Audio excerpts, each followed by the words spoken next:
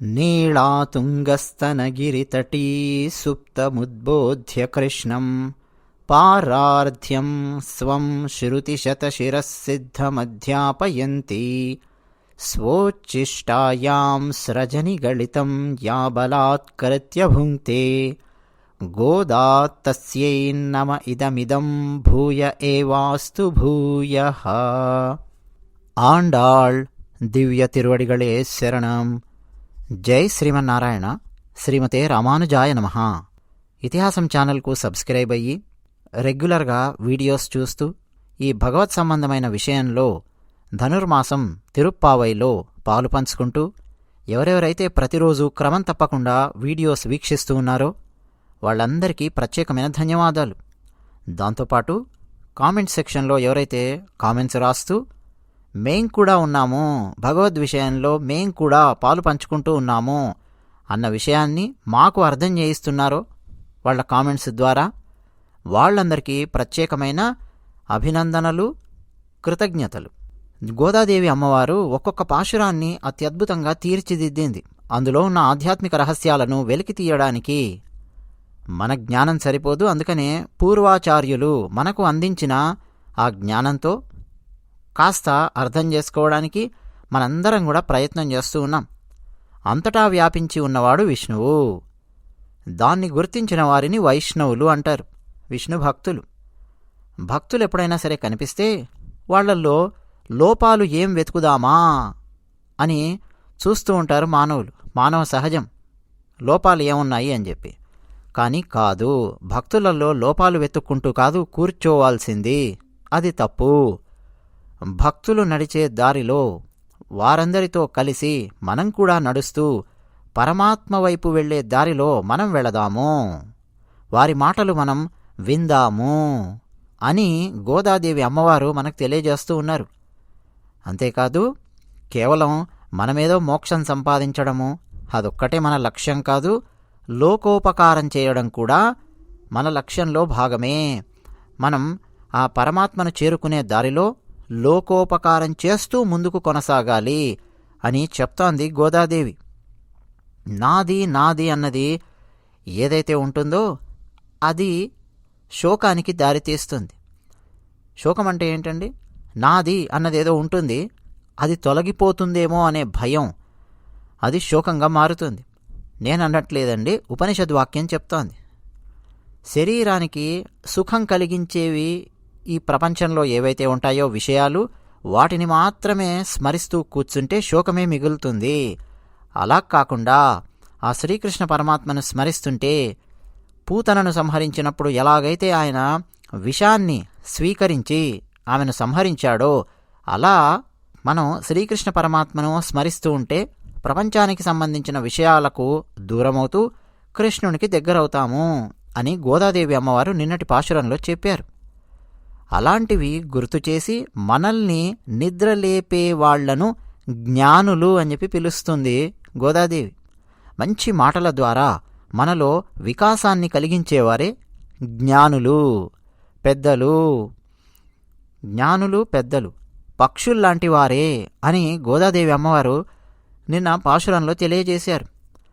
పక్షుల అరుపులు, ఇక నేను లేవనే లేవను అని చెప్పి అనుకునేవాణ్ణి నిద్ర లేపలేవు. పక్షుల అరుపులు కూడా కాస్తో కూస్తో నాకు నిద్ర లేవాలని ఉంది అని ఆలోచిస్తూ ఉన్నారనుకోండి, అలాంటి వాళ్లకు పక్షుల అరుపులు వినిపిస్తే తెల్లవారుతున్నట్టుంది, నేను కూడా లేవాలి అన్న ఆ జ్ఞానం అనేది వచ్చేస్తుంది.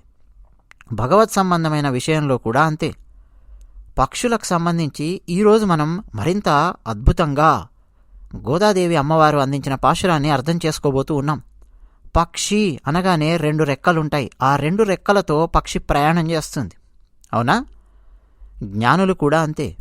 పక్షికి ఉన్న 2 రెక్కలలో ఒక రెక్క జ్ఞానము, రెండవ రెక్క కర్మ.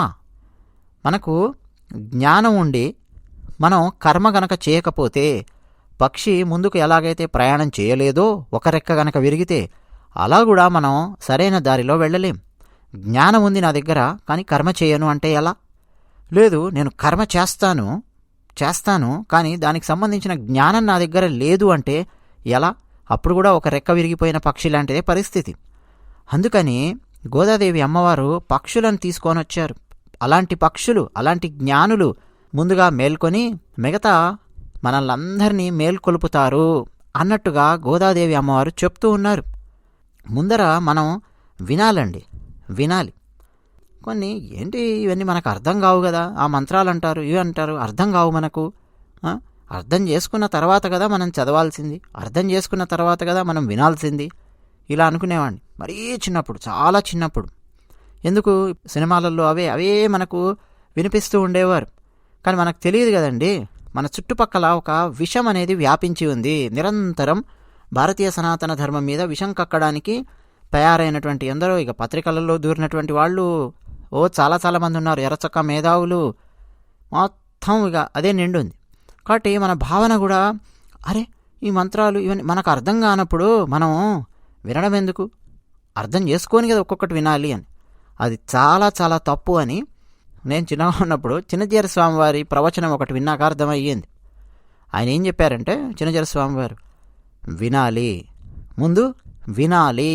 మనకు చిన్నప్పుడు అమ్మ కాకి, అత్త, పెద్దమ్మ ఏంటేంటో నేర్పిస్తూ ఉంటుంది. అవన్నీ మనకు అర్థమై నేర్చుకుంటామండి? అర్థమయ్యి నేర్చుకోం. మనం చాలా పదాలు ముందు వింటాం, అనుకరిస్తాం, మాట్లాడతాం, అలా నేర్చుకుంటూ వస్తాం. ఆ తర్వాత కాల ప్రవాహంలో మనకు వాటి అర్థాలు తెలుస్తూ ఉంటాయి. అవునా కాదా? మనలో ఆ జ్ఞానం అనేది కలగడానికి ఈ వినడం అన్నది చాలా ముఖ్యం.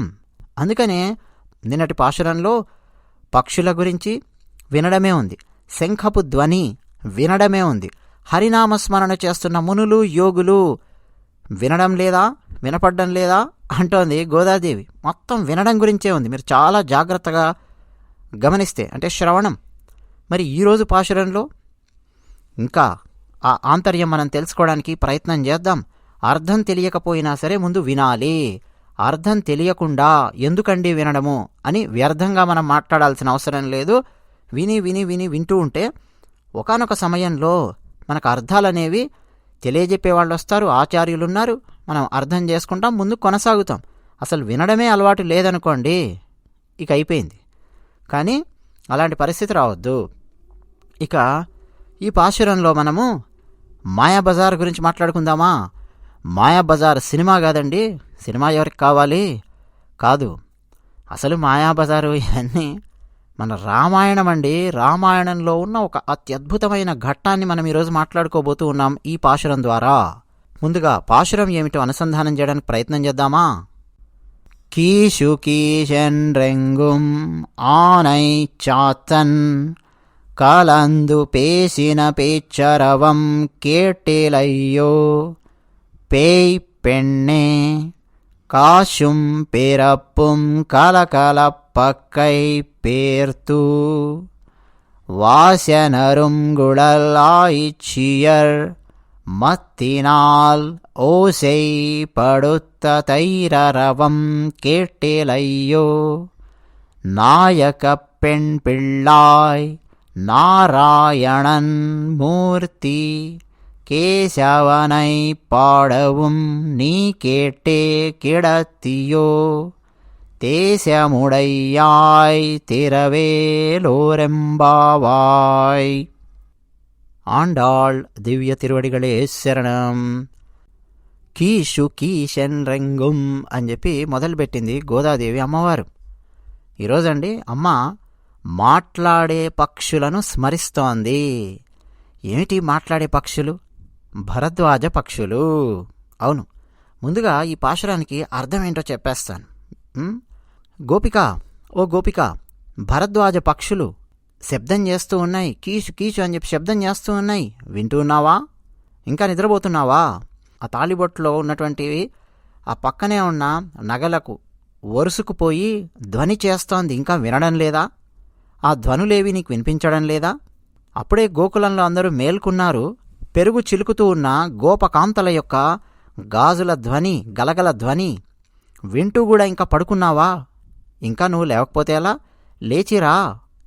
మేము ఆ కేశవుణ్ణి కీర్తిస్తూ ఉన్నాం. ఇంకా నీకు వినిపించడం లేదా? తెల్లవారింది. ఓ తేజశ్శాలి, మేలుకో. తలుపు తెరిచి బయటకు రా. నువ్వు బయటికొస్తేనే కదా మమ్మల్ని ముందుండి నువ్వు నడిపిస్తావు, రా అని పిలుస్తోంది గోదాదేవి అమ్మవారు. తేజముడయాయ్ అంటే ఓ తేజశాలి అని చెప్పి అర్థం. తెల్లవారింది, లే రా అంటోంది. భరద్వాజ పక్షులను గుర్తు చేస్తోందండి గోదాదేవి అమ్మవారు. భరద్వాజ పక్షుల యొక్క ప్రాముఖ్యత ఏమిటి అంటే అవి మాట్లాడే పక్షులు అని చెబుతూ ఉంటారు పెద్దలు. ముఖ్యంగా కేరళ రాష్ట్రం వైపు భరద్వాజ పక్షులు కనిపిస్తాయి అని చెప్పి అంటూ ఉంటారు. మాటలు నేర్చిన పక్షులు. తెల్లవారాక ఆహారం కోసం అవి బయలుదేరబోయే ముందు అవన్నీ వాటి కుటుంబాలు ఉంటాయి కదా, తన ప్రియురాలో తన ప్రియుడో కుటుంబాలు మాట్లాడుతూ ఉన్నాయి, ప్రియంగా మాట్లాడుతూ ఉన్నాయి. కుటుంబం పిల్లలు వాటితో మాట్లాడుతూ ఉన్నాయి. ఎందుకు మాట్లాడుతూ ఉన్నాయి? భరద్వాజ పక్షుల ఆ కిలకిలా రావాలు ఎందుకు వినిపిస్తున్నాయి ఉదయము అంటే కాలం ఏం చేస్తుందో తెలియదండి. కాలములో ఎక్కడో ఒకచోట మృత్యువు దాగి ఉంటుంది. భాగవతం చెప్తుంది మనకు. ఎక్కడ దాగి ఉంటుందో మన మృత్యువు మనకు తెలియదు. మళ్ళీ మనం వెనక్కి తిరిగి వస్తామో రామో మనకు తెలియదు బయటికి వెళితే. అవునా కాదా? అందుకే భరద్వాజ పక్షులు కూర్చొని కీచుకీచుమని శబ్దం చేస్తున్నాయి. అది శబ్దం కాదు, మాట్లాడుకుంటూ ఉన్నాయి. ప్రియంగా మాట్లాడుకుంటూ ఉన్నాయి. అన్నీ కలిసి మాట్లాడుకుంటూ ఉన్నాయి. ఒక చెట్టు మీద భరద్వాజ పక్షులు కాదు, రకరకాల చెట్ల మీద గూళ్ళు కట్టుకొని ఉన్న భరద్వాజ పక్షులు కిలకిలా రావాలు చేస్తూ ఉన్నాయి. పగలంతా విడిపోయి ఉంటాం కదా, మళ్ళీ వెనక్కి వస్తామో రామో తెలియదు. అసలు దాని గురించి మాట్లాడడం లేదు, వెనక్కి వస్తామా రామా అని. రకరకాలుగా అవన్నీ మాట్లాడుకుంటూ ఉన్నాయి. పిల్లలకు బుద్ధులు శుద్ధులు చెప్పడము, క్రితం రోజు జరిగిన విషయాలు మాట్లాడుకోవడం కావచ్చు, మాట్లాడుకుంటూ ఉన్నాయి. ఆ ధ్వని చేస్తూ ఉన్నాయి. ధ్వని వినడం లేదా అంటోంది. భరద్వాజ పక్షులు అని అమ్మవారు ఎందుకు మాట్లాడారు గోదాదేవి అమ్మవారు? ఇది ప్రశ్న. దీనికండి అత్యద్భుతమైన వ్యాఖ్యానాలు, పూర్వాచార్యులు అందించిన వ్యాఖ్యానాలు ఎన్నెన్నో ఉన్నాయి. భరద్వాజ పక్షి అంటే ఇక్కడ భరద్వాజ మహర్షి అని చెప్పి అర్థం చేసుకోవాలండి. ఏమిటి భరద్వాజ మహర్షి యొక్క గొప్పతనము అంటే 300 ఏళ్ళు ఆయన తపస్సు చేశారు. వేదాలన్నింటినీ ఆయన సాక్షాత్కరించుకున్నారు. ఆ జ్ఞానాన్ని ఇంకా ఇంకా సాక్షాత్కరించుకోవాలి అని చెప్పి ఆయనకు అనిపించింది. వేద జ్ఞానాన్ని ఆయన అలా అనుకుంటూ ఉంటే పరమాత్మ ఆయనకు చెప్పాడు, అయ్యా భరద్వాజ మహర్షి, ఇప్పటిదాకా నువ్వు సాధించింది ఎంతో తెలిసినా ఈ 300 ఏళ్లలో తెలిసినా 3 పెద్ద పెద్ద పర్వతాలను, భారీ భారీ పర్వతాలను ఊహించుకో. అందులో ఆ పర్వతాల మీద 3 రాళ్ళు ఎంత పరిమాణంలో అయితే ఉంటాయో అంత నువ్వు ఇప్పటివరకు సాధించావు.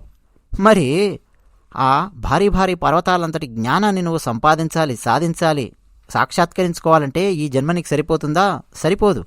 అందువల్ల ఇప్పటి వరకు సాక్షాత్కరించుకున్న జ్ఞానాన్ని నువ్వు ఆచరించు అని పరమాత్మ చెప్పాడు. అప్పుడు భరద్వాజ మహర్షి తన జ్ఞానాన్ని జోడించి ఒక సంహిత రాశాడు. అందులో ఆయన ఆరాధనానాం సర్వేషాం విష్ణోరారాధనం పరం తస్మాత్ పరతరం ప్రోక్తం తదీయారాధనం పరం అని చెప్పి రాశాడు. దీనికండి అత్యద్భుతమైన వ్యాఖ్యానాలు అందించారు మన పూర్వాచార్యుల వారు. ఏంటి అంటే లోకంలో మనం చేసే సేవలన్నింటికంటే విష్ణువును ఆరాధించడం శ్రేష్టం. అంతకంటే శ్రేష్టమైనది ఏమిటో తెలుసా? భగవద్భక్తులను ఆరాధించడం, తదీయారాధన, వారి దారిలో మనం నడవడం. పరమాత్మకు మనం ఆతిథ్యం ఇవ్వడం కంటే అంతకంటే ఎక్కువగా భక్తుడు కనిపించాడంటే భక్తునికి ఎక్కువగా ఆతిథ్యం ఇవ్వడానికి, భక్తుణ్ణి మన తల మీద పెట్టుకోవడానికి మనం ప్రయత్నం చేయాలి. ఇది ఇందులో మనకు కనిపిస్తోంది. అన్ని ఆరాధనలన్నింటిలో శ్రేష్టమైనది ఏమిటి అంటే విష్ణువును ఆరాధించుట. అంతకంటే శ్రేష్టమైనది ఏమిటి అనంటే ఆయన భక్తులను ఆరాధించుట, తదీయారాధనం అన్నారు భరద్వాజ మహర్షి. దానికి గుర్తు ఏమిటి? కేవలం రాసేసి ఊరుకున్నారా భరద్వాజ మహర్షి అనంటే కాదండి, కాదు. పూర్వాచార్యులు ఒక అద్భుతమైన విషయాన్ని ఈ పాశురానికి జోడిస్తూ చెప్పారు. రామాయణం. నేను ఎప్పుడైనా సరే రామాయణం అని చెప్పి అన్నానంటే అండి, బై డిఫాల్ట్ మీరు వాల్మీకి రామాయణం అని చెప్పి అర్థం చేసుకోవాలి. రామాయణంలో లేనిది ఏదైనా సరే ఎప్పుడైనా నేను చెప్తూ ఉన్నప్పుడు ఆ విషయాన్ని చెప్పి మరీ చెప్తాను. రామాయణం అన్నానంటే ఇక వాల్మీకి రామాయణమే, ఆ రామాయణం ఈ రామాయణం కాదు. వాల్మీకి రామాయణంలో రాముడు ఒక పూట ఆతిథ్యాన్ని పొందాడు భరద్వాజ మహర్షి ఆశ్రమంలో, అయోధ్యకాండలో. అదే భక్తుడు భరతుడు వస్తే ఆయన పరివారంతో పాటు నిర్బంధించి మరీ కూర్చోబెట్టి మరీ భరద్వాజ మహర్షి తన తపశ్శక్తినంతా ధారపోసి వారందరికీ కావాల్సినవన్నీ అమర్చి మరీ ఆతిథ్యం ఇచ్చాడు. పరమాత్మ రాముడు, ఆయన భక్తుడు భరతుడు. పరమాత్మకు ఇచ్చిన ఆతిథ్యం కంటే ఆయన భక్తునికి ఇచ్చినటువంటి ఆతిథ్యం కోసం తన తపశక్తి మొత్తం ధారపోశాడు భరద్వాజ మహర్షి. తదీయారాధనం అంటే ఇదన్నమాట. కొంచెం మాట్లాడుకుందామా రామాయణంలో ఏముందో? రామాయణం అయోధ్యాకాండ 54వ సర్గలో భరద్వాజ మహర్షి, రామచంద్రుల వారు వారిద్దరూ మాట్లాడుకోవడము మనం చూడొచ్చు. రాములవారు, సీతమ్మవారు, లక్ష్మణస్వామి ముగ్గురు భరద్వాజ ఆశ్రమానికి వెళ్ళడము, ఒక పూట ఉండడము. అక్కడి నుంచి రాములవారు, సీతమ్మవారు, లక్ష్మణస్వామి ముగ్గురు చిత్రకూటానికి వెళ్ళడం మనం గమనించవచ్చు. భరద్వాజ మహర్షి కొంత దూరం వచ్చి వాళ్ళను సాగనంపుతూ చిత్రకూటానికి ఎలా వెళ్లాలో మొత్తం వివరించి చెప్తారు. భరద్వాజ మహర్షి ఆశ్రమం ఎక్కడుంది అంటారండి? ఉత్తరప్రదేశ్, ప్రయాగరాజ్ అంటాం కదా. అవును, ఆ సంగమం దగ్గరలోనే ఉంటుంది భరద్వాజ మహర్షి ఆశ్రమం. ఆ తర్వాత రామాయణం 90వ సర్గలో భరతుడు భరద్వాజ మహర్షి ఆశ్రమానికి రావడం మనం గమనించవచ్చు. ఎలా వచ్చాడు భరతుడు అంటే, భరద్వాజాశ్రమం దృష్ట్వా క్రోశాదేవ నరర్షభః బలం సర్వమవస్థాప్య జగామ సహమంత్రిభిః పద్భ్యామేవ హి ధర్మజ్ఞో న్యస్తశస్త్రపరిచ్ఛదః వసానో వాససి క్షౌమే పురోధాయ పురోధసం. వాల్మీకి రామాయణం. ఎలా వచ్చాడు భరతుడు అనంటే, న్యస్తశస్త్ర పరిచ్ఛదః. వాల్మీకి మహర్షి అండి, ఎంత అద్భుతమో రామాయణం. రామాయణం సామాన్యమైనటువంటి గ్రంథం కాదండి. మనం వేదములు అని చెప్పి మాట్లాడుతూ ఉంటాం, వేద ధర్మము అని చెప్పి మాట్లాడుతూ ఉంటాం. వేద ధర్మాన్ని ఎలా ఆచరించి చూపించాలో చెప్పేదే రామాయణం. సామాన్యమైనటువంటి గ్రంథంగా పక్కన పెట్టేయద్దు రామాయణాన్ని. నాకు తెలుసండి రాముని కథ, అలా మాట్లాడద్దు ఎప్పుడు కూడా. రామాయణం గురించి మాట్లాడుతూ ఉన్నప్పుడు చాలా ఉన్నాయి రహస్యాలు. ఇక మన జీవితం సరిపోదు అందులో ఉన్న రహస్యాలు తెలుసుకోవాలంటే. అన్ని రహస్యాలు ఉన్నాయి. భరతుడు వచ్చాడండి, ధర్మాత్ముడైన భరతుడు భరద్వాజాశ్రమానికి ఎలా వచ్చాడు అంటే, ఒక క్రోసు దూరం నుంచే ఆయన ఆగిపోయాడు. తనతో వెంట వచ్చిన తన సైన్యాన్ని, గుర్రాలు, ఏనుగులు, మంత్రులు, సైన్యం అందరూ వచ్చారు. ఆపాడక్కడ. మరి భరతుడు మహారాజు కాబట్టి రాజు అని సూచించే ఆభరణాలు ఆయన దగ్గరున్నాయి. కిరీటాలు, ఆభరణాలు అన్నీ ఉంటాయి కదండి. వాటన్నింటినీ తీసి పక్కన పెట్టేశాడు. పెట్టి ఆయన మంత్రులతో సహా, వశిష్ఠ మహర్షితో సహా ఒక క్రోసు దూరం నుంచి నడుచుకుంటూ భరద్వాజ మహర్షి ఆశ్రమానికి వచ్చాడు అని రాశారు వాల్మీకి మహర్షి. రథంతో సహా వెళ్ళొచ్చు, ఆయుధాలు, కిరీటము, నగలు అన్నీ ధరించి ఆయన వెళ్ళొచ్చు. కానీ అవన్నీ తీసేశాడు. వెళుతున్నది భరద్వాజ మహర్షి దగ్గరికి. ఈ సైన్యాలు అన్నీ దూరంగా ఆగండాయా మీరు, ఆపాడు ఎక్కడో ఒక క్రోస్ దూరంలో. అలా నడుచుకుంటూ దగ్గరికి వెళ్ళాడు. అంటే ఋషుల దగ్గరికి, మహర్షుల దగ్గరికి ఎలా వెళ్ళాలి చెప్తోంది, చూస్తున్నారా రామాయణము. ఇక భరతుడు వచ్చాడు. భరద్వాజ మహర్షి భరతుని యొక్క మనసులో ఏముంది అంటే, భరతుని ఇంటెన్షన్ ఏమిటి అంటారు. మొత్తం కనుక్కున్నారు భరద్వాజ మహర్షి. ఏమయ్యా భరత, ఎందుకు వచ్చావు ఇక్కడికి? నువ్వు రాజువు కదా, రాజ్యాన్ని పరిపాలించుకోక ఇక్కడికి ఎందుకు వచ్చావు? ఏమిటి మంది మార్బలంతో వచ్చినట్టుగా కనిపిస్తున్నావు? రామునికి ఏమన్నా ఆపద తలపెట్టడానికి వచ్చావా ఏంటి విషయం అని భరద్వాజ మహర్షి అడిగారు. దానికి భరతుడు సమాధానం, మహర్షి అని ఏడ్చేశాడు భరతుడు. మీకంతా తెలుసు కదా మహర్షి, అయినా కానీ ఇలా అడుగుతున్నారేమిటి? నాకు రాముడు కావాలి, రాజ్యము కాదు. రాముడి కోసం నేనొచ్చాను, ఆయనను తీసుకెళ్ళడానికి కోసం నేనొచ్చాను, ఆయన రాజ్యాన్ని ఆయనకు అప్పగించడం కోసం నేనొచ్చాను అని భరతుడు కన్నీటితో సమాధానం చెప్తాడు.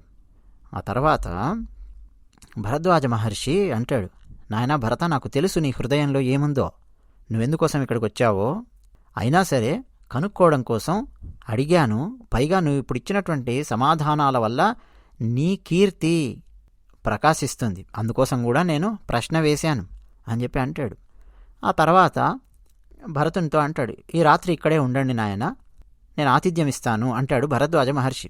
వెంటనే భరతుడు పాద్యమర్ఘ్యం తదాతిథ్యం వనే యదుపవద్పద్యతే అని చెప్పి అన్నాడు. ఏంటంటే, మహర్షి ఆతిథ్యం ఇచ్చేసినట్టే మీరు నాకు. నేను ఇక్కడకు రాగానే, నేను నా మంత్రులు వశిష్ఠ మహర్షి ఇక్కడికి రాగానే మా కాళ్ళు కడుక్కోవడానికి నీళ్ళిచ్చారు, అర్ఘ్యం కోసం మాకు నీళ్ళిచ్చారు. ఈ అడవిలో ఎంతవరకు మీరు ఆతిథ్యం ఇవ్వగలరో అంతవరకు ఆతిథ్యం ఇచ్చేసినట్టే మీరు. చాలు మహర్షి అని చెప్పి భరతుడు సమాధానం ఇచ్చాడు. ఎందుకంటే మహర్షిని ఇబ్బంది పెట్టడం ఎందుకు? చూడండి ఎంత చక్కగా భరతుడు మాట్లాడేది. తర్వాత భరద్వాజ మహర్షి, లేదు నాయన, నేను ఆతిథ్యం ఇస్తాను, ఉండండి అని నిర్బంధ పెట్టాడు భరద్వాజ మహర్షి. ఎందుకని? తదీయారాధనం, తదీయారాధన అని చెప్పి పిలుస్తామండి. అన్నదానం చేయడము అనే పదం లేదు. వైష్ణవంలో అన్నదానము అనే పదం ఉపయోగించరు, తెలుసునా? భక్తులకు అన్నదానం చేయబడును, బోర్డులు, దేవాలయాలు, అసలు అన్నదానం అనే పదమే లేదు. మన ఇంటికి 4 భక్తులు వచ్చారు, పెద్దలు వచ్చారు, అసలు అన్నదానం అనే పదం ఏంటండి? భక్తులకు మనం దానం చేయడం ఏమిటి? తదీయారాధనం అన్నారు. భాగవతులు అని చెప్పి పిలిచారు. భాగవతం చెప్పింది భాగవతులు అని చెప్పి పిలవాలి. తదీయారాధనం, వాళ్లను మేము ఆరాధిస్తూ ఉన్నాం, ఆ మహాత్ములను నాయన, అందుకోసం అని చెప్పి ఉండండి. ఇది భరద్వాజ మహర్షి యొక్క ఉద్దేశ్యం. వెంటనే భరతుడు, లేదు మహర్షి, ఎన్నెన్నో గుర్రాలు, ఏనుగులు, సైన్యాధ్యక్షులు, మంది, మార్బలము, కాల్బలము, సైనికులు, ఆ గుర్రాలను చూసుకునేవాళ్ళు, ఏనుగులను చూసుకునేవాళ్ళు, బట్టలు ఉతికేవాళ్ళు, ఎంతమంది అండి! భరతుడు వచ్చాడంటే రాజు కదా, సేవకులు, వీళ్ళందరూ చాలామంది వచ్చారు మహర్షి, కష్టము ఇంతమందికి ఆతిథ్యం ఇవ్వడము, వద్దు మహర్షి అని చెప్పి భరతుడు అన్నాడు. లేదు లేదు నాయన, నేను ఖచ్చితంగా ఆతిథ్యం ఇచ్చి తీరతాను అని భరద్వాజ మహర్షి భరతుడిని అక్కడ ఉండమని నిర్బంధం చేయడం మొదలుపెట్టాడు. అసలు భరతుడు వచ్చినప్పుడు వీళ్ళందరూ ఎందుకు రావాలండి చెప్పండి? భరతుడు 2 తీసుకొని రావచ్చుగా, వశిష్ఠ మహర్షిని, లేదు మరో 4 సైనికులు, ఎవరినో ఓ మంత్రినో తీసుకొని రావచ్చు కదా. ఎందుకు ఇంతమంది వచ్చారు చెప్పండి? దానికి చాలా చాలా అర్థాలు ఉన్నాయి. ఒక అర్థం ఇక్కడ మనం మాట్లాడుకుందాం, స్ట్రైట్గా కనిపించే అర్థం మనం మాట్లాడుకుందాం. మహారాజు వస్తున్నాడంటే ప్రోటోకాల్ పాటించి తీరాల్సిందే అండి. గౌరవం భరతునికి కాదు, అయోధ్య సింహాసనానికి ఇస్తున్నటువంటి గౌరవం.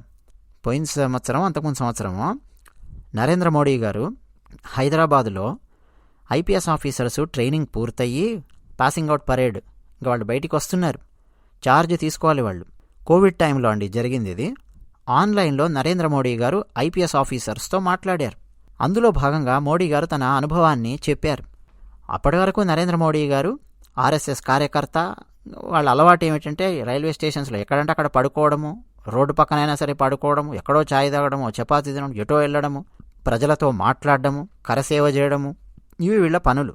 ఒక్కసారిగా నరేంద్ర మోడీ గారు ముఖ్యమంత్రి అయిపోయారు. ముఖ్యమంత్రి అయిన తర్వాత కూడా ఆయన లక్షణాలు పోలేదు. ఆర్ఎస్ఎస్ కార్యకర్తగా ఆయన ఏమేం చేస్తున్నారో, ఎక్కడ పడితే అక్కడ రోడ్ల మీద కారు ఆపడం, దిగడం, సమస్యలేంటో కనుక్కోవడం, ఏ ఇంటికంటే ఆ ఇంటికి వెళ్ళి కూర్చోవడం, ఏం సమస్యలు ఉన్నాయమ్మా మీకు అని చెప్పి అడగడం, ప్రశ్నించడం, గుజరాత్ లోపల తిరుగుతున్నారు ఆయన. సెక్యూరిటీ ప్రోటోకాల్స్ ఏం పట్టించుకోవట్లేదు, వాటిని బ్రేక్ చేసి మరీ తిరుగుతూ ఉన్నారు. పోలీస్ ఆఫీసర్స్ 2-3 వచ్చి, ముఖ్యమంత్రి కదండి, ముఖ్యమంత్రి గట్టిగా ఎవరు చెప్పగలరు? అంత ధైర్యం ఉంటుందా? ముఖ్యమంత్రితో పెట్టుకుంటే ఏమవుతుందన్న భయం ఉంటుంది. 1-2 కొంత చెప్పడానికి ఆయనకు ప్రయత్నం చేశారు, ఆపడానికి ప్రయత్నం చేస్తే వాళ్ళని కసురుకున్నారు మోడీ గారు. హట్ చూడండి, ఏంటి మీరు నన్ను ఆపేది, ప్రజలతో నేను మాట్లాడాలి, కసురుకున్నారు కూడా. ఇదంతా ఒక సీనియర్ ఐపీఎస్ ఆఫీసర్ గమనించాడు. గమనించి సీఎం నరేంద్ర మోడీ గారు అపాయింట్మెంట్ కావాలి అని చెప్పి అపాయింట్మెంట్ తీసుకున్నాడు. ఐపీఎస్ ఆఫీసర్ మోడీ గారి పర్సనల్ సెక్రటరీని అడిగి ఓ 15 నిమిషాలు ఎంతో టైం తీసుకొని వచ్చి నరేంద్ర మోడీ గారు ముందు కూర్చున్నాడు. ఆయన చెప్పండి ఏంటి అపాయింట్మెంట్ అడిగారు కదా అని మోడీ గారు అన్నారు. ఐపీఎస్ ఆఫీసరు నరేంద్ర మోడీ గారికి 4 గోడల మధ్యలో ప్రేమపూర్వకమైన వార్నింగ్ ఇచ్చారు. వార్నింగ్ అనే అందం, ప్రేమపూర్వకమైన వార్నింగ్ అంటాను. అయా మోడీ గారు, నిన్న మొన్నటి వరకు మీరు కార్యకర్త అయ్యుండొచ్చు, మీరేమైనా చేసుండొచ్చు, మాకు సంబంధం లేదు. ఈరోజు మీరు కార్యకర్త కాదు, ముఖ్యమంత్రి. Whether you like it or not, it doesn't matter. We have to respect the protocol and you have to respect the protocol. మీకు ఏమీ కాకుండా చూసుకోవాల్సిన బాధ్యత మా మీద ఉంది. మీరు ఇప్పుడు గుజరాత్ ముఖ్యమంత్రి. మీకేమన్నా అయ్యిందంటే మేం విఫలమైనట్టే.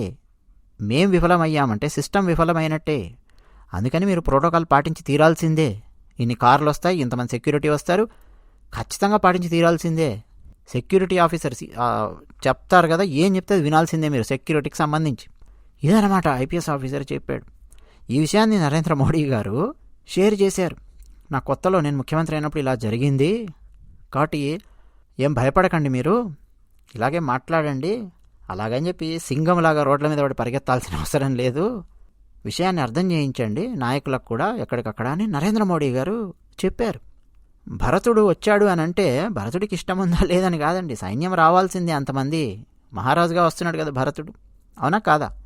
ఇప్పుడు భరద్వాజ మహర్షి, భరత అందరికీ నేను ఆతిథ్యం ఇస్తాను, ప్రశాంతంగా అందరిక్కడే ఉండండి, ఆతిథ్యం స్వీకరించి వెళ్ళండి అన్నాడు. సరే అని భరతుడు ఇక ఏమంటాడండి, అప్పటికే 4-5 సార్లు వద్దు వద్దు అన్నాడు. భరద్వాజ మహర్షి బలవంత పెట్టేసరికి సరే అన్నాడు. ఇక ఇప్పుడు భరద్వాజ మహర్షి అండి మాయాబజార్ సృష్టించారు. భరద్వాజ మహర్షి మొట్టమొదటిగా మాయాబజార్ అనగానే మనం రామాయణం గుర్తు చేసుకోవాలి. రామాయణంలో, మహాభారతంలో, భాగవతంలో లేనిదంటూ ఏది మనకు బయట ఎక్కడ కనిపించదండి. ఏ సంఘటనలో కూడా, ఏ భావోద్వేగమైన ఏదైనా కానీ రామాయణం, భారతం, భాగవతం ప్రముఖ గ్రంథాలు. ఇక ఆధ్యాత్మికంగా తత్వశాస్త్రాన్ని అర్థం చేసుకోవాలంటే భగవద్గీత, ఉపనిషత్తుల యొక్క సారం. ఇప్పుడు మనం తిరుపావై చదువుతూ ఉన్నాం, ఉపనిషత్తుల యొక్క సారం అన్ని అర్థం చేసుకుంటున్నాం కాబట్టి ఇన్ని లోతైన విషయాలు మనం మాట్లాడుకోగలుగుతూ ఉన్నాం. ఏదో మామూలు కావ్యమో ఏదో పాటలో అయితే మనము అంతగా అర్థం చేసుకోవడానికంటూ ఏమీ ఉండేది కాదు. సరేనా? ఇప్పుడు భరద్వాజ మహర్షి ఆయన ఆశ్రమంలో ఎందరో శిష్యులున్నారు, యజ్ఞశాల ఉన్నది, అక్కడికి వచ్చి ఆచమనం చేశారు. ఆ తర్వాత అండి విశ్వకర్మను పిలిచాడు. పిలిచి, విశ్వకర్మ వీరందరికీ ఆతిథ్యం ఇవ్వాలి, చూసుకో అని చెప్పాడు. అప్పుడు విశ్వకర్మ సరే భరద్వాజ మహర్షి అని వచ్చిన వాళ్ళందరి కోసము అక్కడ తాత్కాలికంగా కొన్ని నిర్మాణాలు చేశాడు. అప్పటికప్పుడు మండపాలు అని చెప్పి అంటాం కదా మనము, చలువ పందిళ్ళు, మంటపాలు, అలాంటివన్నీ టకటక టకటక విశ్వకర్మ ఆదేశం మేరకు ఆయన కింద పనిచేస్తున్నటువంటి వాళ్ళు దేవతలు విశ్వకర్మ కింద ఉంటారు కదా, వాళ్ళందరూ నిర్మించుకుంటూ వెళ్ళడం మొదలుపెట్టారు. 3 దేవతలను త్రీన్ దేవాన్ అంటారు రామాయణంలో, అలాగే లోకపాలాన్, లోకపాలులను, 3 దేవతలను, వాళ్ళందరినీ ఆహ్వానించాడు. కావాల్సిన అరేంజ్మెంట్స్ ఏమున్నాయో చేయాలి కదా, కావాల్సిన అన్నీ కూడా చూసుకోండి మీరు అని పిలిచాడు. వీరందరికీ నాయకుడు ఎవరు? లోకపాలకులకు వీరందరికీ అంటే ఇంద్రుడు. ఇంద్రుని ఆదేశం మేరకు వాళ్ళందరూ వచ్చారు. అంతేకాదు ఖర్జూర పళ్ళ రసాలు, అలాగే చల్లని నీరు, చల్లని పానీయాలు, నీళ్లు ఎలా ఉన్నాయి అనంటే చెరుకు రసంలాగా ఉన్నాయి మంచినీళ్లు అన్నారు వాల్మీకి రామాయణంలో. ఆ తర్వాత భరద్వాజ మహర్షి గంధర్వులను పిలిచాడు. విశ్వావసు, హాహా, హూహూ, గంధర్వులు దేవలోకం నుంచి వచ్చారు. అందమైన పాటలు పాడుతూ ఉండాలి, వీణానాదాలు అవన్నీ వినిపిస్తూ ఉండాలి, వీణలు వాయిస్తూ ఉండాలి. అప్సరసలను పిలిచాడు. ఘృతాచి, విశ్వాచి, మిశ్రకేశి, అలంబుస, నాగదంత, హేమ, హిమ వీళ్ళందరినీ పిలిచాడు. నాట్యాలు చెయ్యండి, వచ్చిన వాళ్ళందరూ సేదదీరేలాగా వాళ్ళందరినీ చూసుకోండి, పాటలు పాడండి, నాట్యాలు చెయ్యండి. అంతేకాదు ఇంకా ఎలాంటి వాళ్ళని పిలిచాడు అంటే సాక్షాత్తు బ్రహ్మదేవుని దగ్గర, అలాగే సాక్షాత్తు దేవేంద్రుని దగ్గర రకరకాల వాయిద్య పరికరాలను వాయిస్తూ ఉండే వాళ్ళందరినీ పిలిచాడు. వాళ్ళ వాయిద్యాలతో సహా రండి అని చెప్పి పిలిచాడు. అసలు ఆ అడవి మొత్తము ఒక అద్భుతమైన వాతావరణంతో నిండిపోయింది. అంతేకాదు కుబేరుని దగ్గర ఉన్నటువంటి వాళ్ళని పిలిచాడు. బంగారు ఆభరణాలు ధరించిన గంధర్వ స్త్రీలొచ్చారు. రకరకాల ఆహార పదార్థాలు అక్కడ సృష్టించాడు. ఇహమే భగవాన్ సోమో విదత్తామన్నముత్తమం భక్ష్యం భోజ్యంచ చోష్యంచ లేహ్యంచ వివిధం బహు. రామాయణంలో భక్ష్యములు, భోజ్యములు, చోష్యములు, లేహ్యములు, ఇక ఎన్ని ఆహార పదార్థాలు కావాలో అన్ని ఆహార పదార్థాలు అక్కడ వచ్చాయి. అక్కడున్నటువంటి పెద్ద పెద్ద చెట్లు, బెళువ వృక్షాలు, నారింజ ఆ జాతికి చెందినటువంటి వృక్షాలు, మామిడి పళ్ళు, ఆ చెట్లన్నీ కూడా ఒక్కసారిగా పళ్ళన్నీ కాచి ఆ చెట్ల కొమ్మలన్నీ కిందికి వంగిపోయి ఉన్నాయి. ఆ స్థాయిలో పళ్ళ వృక్షాలు. ఏనుగుల కోసము, గుర్రాల కోసము అప్పటికప్పుడు వాటికి కావాల్సిన శాలలను నిర్మించారు. అంతేకాదండి, తతసత్ర ముహూర్తేనా నద్యః పాయసకర్దమా ఉపాతిష్టంత భరతం భరద్వాజస్య శాసనాత్. చూడండి, భరతుడు కూర్చున్నాడు. ఆయనకు దగ్గరలో ఉండేలాగా మడుగు కట్టినట్టుగా పాయసం, అన్నము, పాలు, పంచదారతో ఉన్నటువంటి అద్భుతమైన పాయసం భరతునికి దగ్గరలోనే ఉండేలాగా సృష్టించాడు భరద్వాజ మహర్షి. ఎంతమంది వచ్చారో తెలుసా అండి? స్త్రీలు 20 సహస్రా అన్నారు. 20,000 మంది స్త్రీలు. ఎవరు వీళ్ళు? దేవతలు. 20,000 మంది అక్కడికి వచ్చారు. అది కూడా ఏంటి, బంగారు ఆభరణాలు, వజ్ర వైడూర్యాలు ధరించినటువంటి వారు కుబేరుడు పంపించాడు ఈ 20,000 మంది స్త్రీలను. ఇక వాళ్ళు ఒక్కొక్కరు వడ్డించడం. అలాగే అక్కడికి వచ్చిన సైనికులు, మంత్రులు అందరున్నారు కదా, ఒక్కొక్క సైనికునికి, ఒక్కొక్క మంత్రి, ఒక్కొక్కరికి 7-8 మందిని అలాట్ చేశారు భరద్వాజ మహర్షి. చూసుకోండమ్మా మీరు వీళ్ళందరినీ అని. ఇక వాళ్ళకు కావాల్సిన నూనెలు, వాళ్ళు స్నానం చేయడానికి కావాల్సినవన్నీ తీసుకొచ్చి ఇవ్వడము. అక్కడే నదీ ప్రవాహం అనేది చక్కగా స్నానం చేస్తూ ఉన్నారు. వాళ్ళకు కావాల్సిన దుస్తులు ఇవ్వడము, వారికి కావాల్సిన భోజన పదార్థాలు తీసుకొచ్చి అక్కడ పెట్టడము. అలాగే ఆ వచ్చిన వాళ్ళు గుర్రాలకు, ఏనుగులకు, ఒంటెలకు, కొన్ని గాడిదలు కూడా వచ్చాయి వీళ్ళందరితో పాటు. అంటే బట్టలు మోయడం కానీ ఇలాంటివన్నీ చేయాలంటే గాడిదలు. ఆ జంతువులన్నింటికీ అండి భోజన పదార్థాలు ఏర్పాటు చేశారు. ఆ జంతువులు ఏమేమైతే తింటాయో ఆయా పదార్థాలన్నీ తీసుకొచ్చి వాటికి పెట్టడం మొదలుపెట్టారు. అంటే సైనికులు అందరూ కూడా సేదతీరి స్నానం చేసి ప్రశాంతంగా అందమైన నాట్యం చూస్తూ ఆనందకరమైన సంగీతం వింటూ భోజనం చేస్తూ సేదతీరి ప్రశాంతంగా ఉన్నారు. ఎందుకు ఇదంతా? తదీయారాధన. చెప్పాను, అన్నదానం అన్నారు, భక్తులను చూసుకునేటప్పుడు తదీయారాధన అంటారు. నిజానికి ఇక్కడ భక్తులు ఎవరండి అంటే భరతుణ్ణి చూసుకోవాలి. అది భరద్వాజ మహర్షి రామాయణంలో చూపించినటువంటిది. భరతుడు రామభక్తుడు. రామభక్తునికి సేవ చేసే అవకాశం వస్తే వదులుకునే ప్రసక్తే లేదు, వదులుకోకండి అని భరద్వాజ మహర్షి రామాయణం ద్వారా మనకు చెప్తూ ఉన్నారు అని మనకు పూర్వాచార్యులు చాలామంది ఈ పాశురానికి వ్యాఖ్యానం చేస్తూ చెప్పినటువంటి వాళ్ళు ఉన్నారు. అది మనం ఇప్పుడు అర్థం చేసుకుంటూ ఉన్నాం. ఒక మాయా బజారే సృష్టించారు భరద్వాజ మహర్షి. ఎలా సృష్టిస్తారండి? ఎలా వచ్చారు? లోకపాలకులు, కుబేరుడు పంపించగా వచ్చినాడు. ఎలా వచ్చారు వాళ్ళందరూ చెప్పండి? తన మంత్రంతో ఆదేశించాడు. ఇవన్నీ చేయాలంటే తన తపస్సంపద వినియోగించాల్సిందే కదా. తన తపశ్శక్తి ఖర్చు పెట్టాడు. ఆహా, నా తపస్సంపద సార్థకమయ్యింది, రామభక్తునికి సేవ చేసే అవకాశం నాకు లభించింది అని భరద్వాజ మహర్షి పొంగిపోయాడు. అదే అండి మొట్టమొదట మనం భరద్వాజ సంహితలో ఆయన రచించినటువంటి శ్లోకాన్ని మనం చెప్పుకున్నాం. ఆళ్వార్లలో తిరుమంగయాళ్వార్ అని చెప్పి ఆయన ఉంటారు. ఆయన చరిత్ర చూస్తే కూడా కొంత ఆసక్తికరంగా అనిపిస్తుంది. భక్తులకు సేవ చేయడానికి ఆయన ఏం చేశారన్నది. ఇలా అండి భరద్వాజ పక్షులను అమ్మవారు తలుచుకోవడము, భరద్వాజ పక్షులు మేల్కొలుపుతూ ఉన్నాయి, వినిపించట్లేదా వాటి శబ్దము అంటోంది భరద్వాజ మహర్షే. ఏమిటి?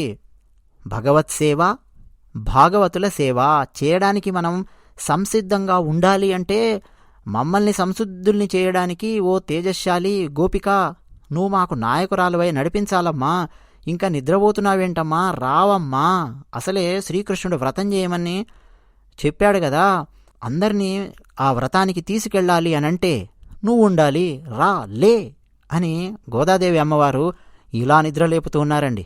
ఇక రెండవ గుర్తు ఏం చెప్పింది ఈ పాశురంలో? తెల్లవారింది అంటే పాలు సమృద్ధిగా ఉంటాయి గోకులంలో. మనం చెప్పుకున్నాం కృష్ణ పరమాత్మ స్పర్శ చేత పెరుగుతూ ఉంటాయి గోవులు అని. అవేం నీళ్ల పాలు కాదండి, సమృద్ధిగా ఉంటాయి. ఇక ఎంత వెన్న రావాలో అంత వెన్న వస్తుంటుంది. నిత్య కర్మానుష్ఠానాన్ని కూడా భగవత్ సేవలాగా ఎలా చెయ్యాలో ఈ పాశురంలో చెప్తోంది ఆండాళ్ళ తల్లి.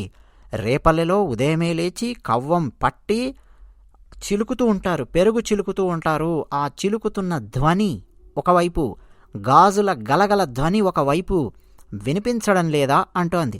మరి వీళ్ళు పెరుగు చిలుకుతూ గాజుల గలగల ధ్వని, దాంతోపాటు అసలు ఏం వినిపిస్తోంది? కేశవ, నారాయణ, మూర్తి అని కృష్ణనామస్మరణ చేస్తున్నారు అంటోంది ఈ పాశురంలో. కేశవనై పాడவும், కేశవనై నారాయణన్ మూర్తి కేశవనై పాడவும் ఉంది చూసారా పాశురంలో. నారాయణ, కేశవ, మూర్తి అని చెప్పి ఆ గోపికలు వాళ్ళ పనులు వాళ్ళు చేసుకుంటూ కృష్ణనామస్మరణ చేస్తూ ఉన్నారు, వినిపించడం లేదా అంటోంది. అలాగే వాళ్ళ మెడలల్లో ఉండే మంగళసూత్రంలోని తాళిబొట్లు, కాసుల పేర్లు అవన్నీ ఒకదానికొకటి రాచుకొని చప్పుళ్ళు చేస్తూ ఉన్నాయి. ఎందుకని? కవ్వం బట్టి చిలుకుతూ ఉన్నారు. చిలుకుతున్నప్పుడు ఏం జరుగుతుందండి? కేవలం చేతి గాజుల గలగలలేనా? వాళ్ళందరూ చక్కగా వివాహం చేసుకున్నటువంటి వాళ్ళు ఆ కవ్వం చిలుకుతూ ఉంటే వాళ్ళ మెళ్ళో ఉన్న ఆ తాళిబొట్లు ఆ కాసుల పేర్లకు తాకుతూ రాచుకుంటూ చప్పుళ్ళు వినిపిస్తున్నాయి, వినిపించడం లేదా అంటోంది. అంతేకాదు వాళ్ళందరూ ఎలా చిలుకుతున్నారు పెరుగు, ముందు లేచి చక్కగా స్నానం చేసి వాళ్ళ తలలలో పువ్వులు ముడుచుకొని మరి వాళ్ళు ఈ పని చేస్తూ ఉన్నారు కదా. మరి ఆ పువ్వుల యొక్క సుగంధము అసలు ఎంత అద్భుతంగా వ్యాపించి ఉందో చూడు. ఆ సుగంధం తెలియడం లేదా నీకు అంటోంది గోదాదేవి. అంటే మేలుకోవమ్మా, అందరూ నిద్ర లేచారు, ఎంత చక్కగా పనులు చేసుకుంటున్నారో చూడు, తమ పనులు చేసుకునేటప్పుడు కూడా కృష్ణనామస్మరణ ఎలా చేస్తున్నారో చూడు అని చెప్పి చెప్పడం అన్నమాట. అంతేకాకుండా మూర్తి అన్నది, మూర్తి అంటే ఏం లేదండి, అర్చామూర్తి అని చెప్పారు మన పూర్వాచార్యులు. అర్చామూర్తి స్వరూపంలో ఉన్న స్వామివారిని అర్చించి మనం మోక్షం పొందవచ్చు అని చెప్తూ ఉన్నారు గోదాదేవి అమ్మవారు. ఎవరినండి ఆమె అర్చించినది? శ్రీ వెంకటేశ్వర స్వామివారిని. వివాహం చేసుకున్నది ఎవరిని అంటే శ్రీ రంగనాథ స్వామివారిని. ఇప్పుడు పాడుతున్నది ఎవరి గురించి అనంటే శ్రీకృష్ణ పరమాత్మ గురించి. ఆమె ఊళ్ళో ఉన్న దేవాలయం ఏమిటయ్యా అంటే వటపత్రశాయి. అవునా కాదా? అర్చారూపంలో, విగ్రహ రూపంలో ఉన్న స్వామివారిని అర్చించి మనం మోక్షం పొందవచ్చు అని చెప్తోంది. కాబట్టి ఓ గోపిక, మా అందరికీ ఓ నాయకురాలా, అన్ని పదార్థాలలో ఎంతో వాత్సల్యంతో వ్యాపించి ఉన్నా ఆ శ్రీకృష్ణ పరమాత్మ యొక్క తత్వాన్ని మనం కీర్తించాలి. నువ్వు ఇంకా పడుకుంటే ఎలా? నీ తేజస్సు మాకు కనిపిస్తోంది, రా మాకు నాయకురాలివై నడిపించి మమ్మల్ని ఆ వ్రతంలో పాల్గొనేలా చెయ్యి, లేచిరా అని ఈ పాశురంలో పిలుస్తోంది. భరద్వాజ పక్షులు కీచు కీచుమనే ధ్వనితో మాట్లాడుకుంటున్నాయి అని మొదలైనటువంటి పాశురం ఇది. ఇలా మనం దీనికి అర్థం చెప్పుకునే ప్రయత్నం మనం చేశాము. మరో పాశురం, తర్వాతి పాశురంతో రేపు మళ్ళీ మనం కలుసుకుందాం. ఇతిహాసం ఛానల్ వెంటనే సబ్స్క్రైబ్ అవ్వండి. సబ్స్క్రైబ్ అవ్వడంతో పాటు బెల్ బటన్ నొక్కండి. మీ అభిప్రాయాలను కామెంట్ సెక్షన్లో రాసి మాతో పంచుకోండి. జై శ్రీమన్నారాయణ.